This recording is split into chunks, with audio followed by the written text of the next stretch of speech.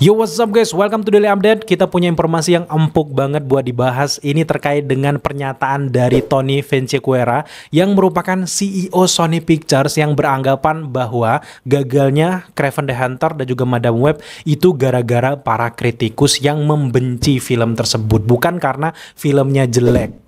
Hah? Benerkah kayak gitu? Pernyataan dari CEO Pictures ini dinyatakan di Los Angeles Times dan kita lihat ini di artikel Variety. Dia mengatakan bahwa mungkin peluncuran terburuk yang pernah kami lakukan untuk Kraven dan juga Madame Web selama hampir 8 tahun ia berada di studio tersebut. Mari kita bahas sejenak tentang Madame Web, kata Vinciquerra ini. Madame Web tampil buruk di bioskop karena pers hanya menghujatnya. Itu bukanlah film yang buruk dan film ini sangat bagus di Netflix. Nah, di sini gue mau menanggapi, nanti kita lanjut lagi ya. Nah, kalau memang di bioskop sepi, tiba-tiba di OTT bagus, artinya memang kualitas film Anda itu memang lebih cocok di OTT. Orang nggak perlu effort keluar pakai mobil, motor, beli bensin, datang ke bioskop, parkir, bayar parkir. Itu film bagus tuh mereka effort segitunya datang ke bioskop. Tapi kalau film Anda tuh cuman laris di OTT, artinya film Anda hanya sekelas untuk popcorn movie aja di rumah gitu. Tapi bukan itu sih sebenarnya masalahnya, karena rantai makanan dari sebuah film menurut gue dari perilisan, kemudian juga dikritik, kritik bagus, jelek, dan akhirnya ditonton, dan penonton ini akhirnya bilang, oh iya beneran jelek, dan akhirnya itu menyebar dari mulut ke mulut, menyebar. Dan gue setuju di kolom komentar itu kan biasanya ada ya, gue setuju ini jelek banget, sumpah, dan itu nyebar. Dan nggak sepenuhnya salah kritikus, karena kritikus ini berimbang. Kalau memang film ini ada buzzernya, itu mungkin di negara tertentu aja, tapi ini kan semuanya bilang jelek gitu. Kraven the Hunter cuman dapat skor 15% di Rotten Tomatoes, Madame Web cuman dapat 11% di Rotten Tomatoes. Bahkan Kraven the Hunter itu adalah film dengan pendapatan terburuk dari Sony Spider-Man Universe. Padahal di awalnya gue bener-bener optimis dengan project dari Kraven the Hunter karena yang memerankan Kraven yaitu Ellard Terrell Jensen. Jarang banget film-film Ellard Terrell Jensen yang jelek, termasuk juga dia tampil sebagai Quicksilver di MCU juga cukup menarik gitu. Tapi alhasil di sini yang effort cuman Ellard Terrell Jensen aja sebagai Kraven, tapi secara cerita mentah banget gitu. Dan bener-bener ini terkecoh. Kita selalu terkecoh dengan Sony menurut gue ada dari trailernya aja. Di sini menurut gue penonton sudah mulai muak ketika mereka membuat film-film dari dunia Spider-Man tapi nggak ada Spider-Man-nya. Itu inti permasalahan utamanya. Oke, kalau dia bilang bahwa Venom berhasil, karena gue lihat juga di artikel dia bilang tuh buktinya Venom berhasil, orang suka dengan Venom. Iya, karena itu peluncuran Venom pertama itu adalah ketika booming-boomingnya Spider-Man Homecoming kan. Kemudian juga Spider-Man juga booming, suka dengan Tom Holland. Masuklah si Venom, si musuhnya bebuyutannya si Spider-Man. Orang penasaran. Tuh ditambah lagi aktornya si Tom Hardy. Padahal dari segi cerita biasa aja. Baik Venom 1, 2, 3 itu sebenarnya biasa. Cuman gara-gara penampilan dari Tom Hardy di sini luar biasa. Dan menurut gue satu-satunya aktor yang effort banget dan juga memberikan seluruh jiwanya untuk penampilannya itu tentu saja adalah Tom Hardy. Karena di sini dia bahkan turun langsung di film kedua, ketiga sebagai penulis. Dia nggak mau filmnya jelek. Padahal kalau dia mau ontang-ontang aja, ya enak aja nunggu, tapi hasil filmnya jadi gagal kan. Nah di sini gara-gara Tom Hardy aja film itu bagus menurut gue gitu. Jadi nggak sepenuhnya salah kritikus. Di sini sih titik poin salahnya orang-orang Hollywood ya, dimana mereka ketika film gagal mereka menyalahkan orang lain, tapi nggak introspeksi diri. Menurut gue film Sony itu di awal kita optimis, tapi lambat laun film ini seolah-olah memang dibikin sembarangan. Jadi kita ini film gimana sih? Maunya kemana kayak gitu, kapan Spider-Man-nya kapan muncul. Itu sih masalah utamanya tuh lu bikin film-film yang dibikin anti-hero tapi nggak ada Spider-Man-nya. Tapi sebenarnya walaupun nggak ada Spider-Man-nya, mereka nggak berani munculin Tom Holland di sini, sebenarnya ada trik-trik jitu lainnya. Menurut gue lebih baik kalau mereka memberikan solusi Venom ini dijadikan anti-hero sedangkan yang lainnya dijadikan lawan dari Venom. Buatlah mungkin Venom versus Kraven. Kalau memang mereka mau bikin Kraven ini bener-bener villain, sebenarnya villain, lawan lah Venom lawan si Kraven, gue jamin 70% film ini bakal berhasil. Karena kita bakal lihat Venom ngelawan Kraven, bener-bener big book Kraven meninggal di sini, itu bakal sukses besar. Tapi nyatanya mereka kayak Ya makanya kita sering bilang di setiap review bahwa ini cuman project setoran doang kayak gitu. Untuk sekelas waralaba ya, sekelas franchise sebenarnya mereka kan untung dari Venom pertama, dari udah 6 ya, 6 film mereka rilis dari Venom sampai ke Kraven. Mereka tuh dapat untung 2,2 billion kayak gitu. Jadi billion club sebenarnya. Itu cukup untung dari sekelas waralaba, tapi untuk sekelas film superhero yang seharusnya punya box office tinggi, ini mengecewakan hasilnya. Tapi secara keseluruhan sebenarnya Sony itu masih untung dari beberapa project yang menurut kita filmnya itu jelek-jelek semua, tapi kalau diakumulasikan dengan beberapa model mereka dan juga untung mereka, sebenarnya mereka masih untung. Tapi di sini kita nggak mau ngomongin soal berapa banyak orang yang nonton, tapi kualitas filmnya yang menurut gue kurang kayak gitu. Bahkan untuk sekelas film superhero itu biasanya, apalagi ini ngambil embel-embel Marvel, itu harusnya lebih dari ini pendapatannya. Bahkan dari ke-6 film dari Sony Spider-Man Universe ini, itu dikalahkan langsung sama Avengers Endgame loh. Kita bukan mau membandingkan ya. Untuk Endgame itu dapat 2,7 billion dolar di satu film ya. Untuk mereka 6 film ini cuman dapat 2,2 billion dolar. Harusnya bisa lebih dong. Apalagi mereka mengambil sebuah universe yang paling favorit, superhero paling favorit di dunia ini menurut gue Spider-Man gitu. Tapi lagi-lagi mereka terlalu nggak konsisten membuat film ini, dan CEO petinggi-petinggi dari orang-orang Hollywood masa sekarang tuh gue merasa mereka nggak terlalu terhubung dengan project-project film di dalamnya. Beda banget kayak zaman dulu gitu. Beda banget dengan apa yang diterapkan oleh Kevin Feige dengan Marvel Studionya. Kevin Feige tuh terjun langsung ke filmnya. Oh, gue nggak suka ini nih, gue nggak suka ini. Akhirnya terstruktur. Tapi gue nggak melihat sisi itu dari Sony Pictures secara global ya.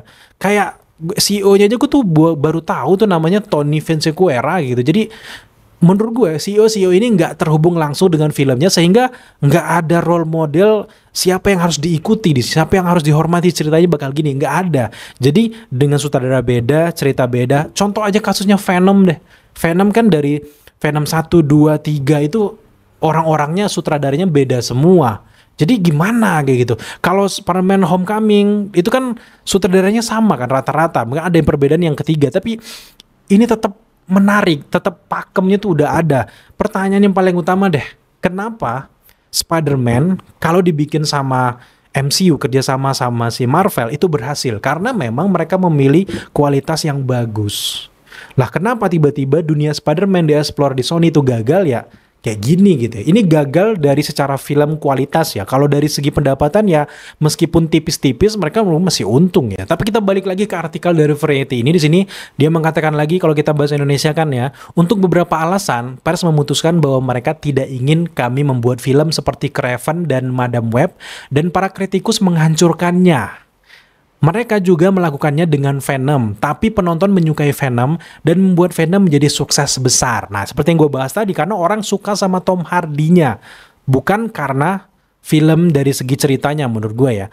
Nah, kemudian di sini dibilang ini bukanlah film yang buruk. Mereka hanya dihancurkan oleh para kritikus di media untuk beberapa alasan. Nggak tahu ya alasan. Kita bukan buzzer, kita nggak pernah dibayar sama pesaingnya, mungkin dibayar DC, nggak pernah. Karena memang khususnya menurut gue ini memang film jelek. Kita nggak ada masalah sama Sony secara keseluruhan ya. Untuk film-film di luar Sony Spider-Man Universe, gue suka banget. Semuanya film-film keren. Tapi entah kenapa mereka menerapkan film dari bagian dari Marvel dibuat seperti mereka. Kayak kita ada pembanding dong. Dari Marvel tuh terstruktur gitu. Tapi kalau dari mereka nih kayak nggak jelas filmnya kemana gitu. Kalian tonton aja Madam Web lagi gitu. Nah, kemudian kita lanjut lagi di artikel. Dia bilang kayak gini, keengganan para kritikus terhadap film-film Marvel milik Sony adalah salah satu alasan mengapa Vinciquerra berpikir bahwa studio ini perlu memikirkan kembali bagaimana cara mereka melangkah maju dengan jagat semesta Spider-Man. Ini seperti digigit ular. Jika kita mengeluarkan film lain, film ini akan hancur. Tidak peduli seberapa bagus atau buruknya film tersebut, maka intinya Sony Spider-Man Universe memang sekarang udah di ujung tanduk. Karena memang CEO-nya sendiri bilang bahwa ini seperti digigit ular. Artinya mereka udah pesimis mau melanjutkan filmnya. Sebenarnya bukan apa-apa ya. Studi kasusnya gini, contohnya gini.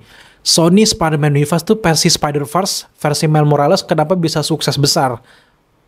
Beda kan dengan film-film dari Sony Spider-Man Universe. Kok Miles Morales versi animasi kok bisa sukses? Karena filmnya bagus, animasinya bagus, ceritanya bagus, ngena, sukses tuh. kenapa film Sony Spider-Man Universe dari Venom sampai ke Kraven kok malah nurun kayak gitu. Dari tadinya Venomnya sukses keren, tiba-tiba kok sampai ke sini nurun, Madam Web, Kraven udah nurun gitu. Artinya memang dari segi pendapatan dan juga kualitas bukan karena super profetik, tapi karena memang kita semua memandang bahwa Sony ini cuman kejar setoran aja. Embel-embel, bukan menipu ya, ini cenderung menipu dalam tanda kutip.